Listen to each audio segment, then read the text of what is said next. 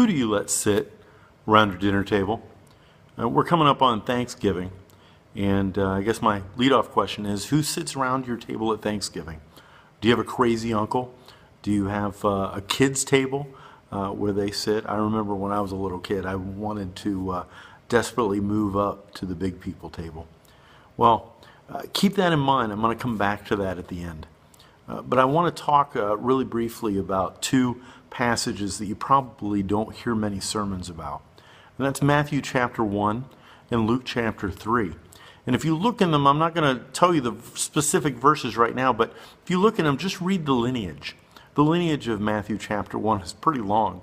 It goes all the way from Adam and Eve all the way to the birth of Jesus. And this is Joseph's lineage. And then in Luke, we have a shorter one. It goes from Abraham all the way to Jesus. And that's the lineage of Mary. And so we have the parents of Jesus, their lineages in Matthew and Luke. Why? Well, I'll tell you why, to go back to where I started there. Because Jesus came to sit at the table. And he didn't ignore the past. He didn't ignore history. Those two lineages also do something else. They highlight all the Old Testament prophecy that talked about where the Messiah would come. In Genesis 3:15, there's prophecy. In 22:18, it says that he'll be the seed of Adam. In Genesis 21:12, he'll be the seed of Isaac. In Numbers 24:17, he will follow Jacob. In Micah 5:2, from the tribe of Judah. Isaiah 11:1, a rod from the stem of Jesse. In Jeremiah 23:5, he'll come from the house of David. In Isaiah 7:14, he'll be born of a virgin. This is Jesus.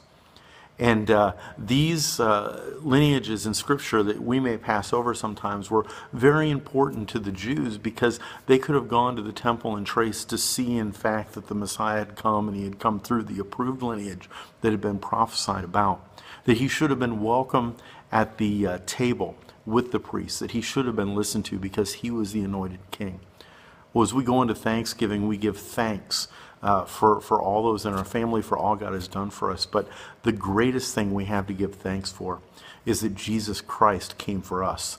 And I want to tell you, he came from ancient prophecies through the proper lineage, and he had the very approval of the Father, of God himself, to say, this is my son, this is the Messiah. Any Jew could have gone and looked that up. Anyone looking at that would know that Jesus came not to ignore the past, ignore our need, ignore the prophets and the teachers that had come before, but he came to sit at a table and be truly with us.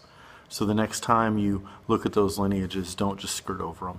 Remember, those were because of ancient prophecy. Those showed the proof of that the Messiah had come to his people.